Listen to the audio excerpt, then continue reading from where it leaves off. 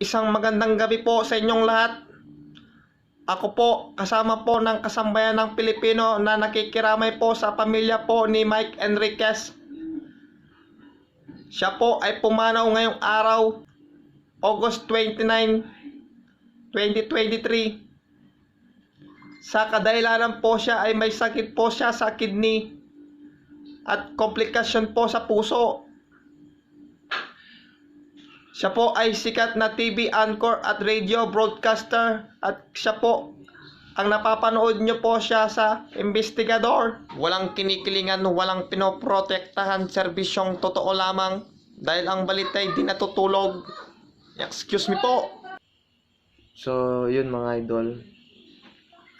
So, nakikirami po ako kasama po ng buong Pilipinas tsaka po ng buong mundo sa pagpanaw po ni Mike Enriquez.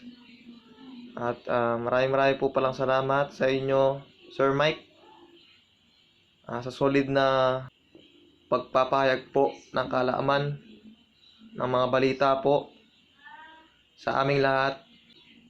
Saludo po kami sa inyo, Sir Mike. Sana po kung saan man po kayo ngayon ay masaya na po kayo kasama po ng ating Diyos Ama. Ayun lamang po. Rest in peace sa'yo, idol. Salute sa'yo, idol.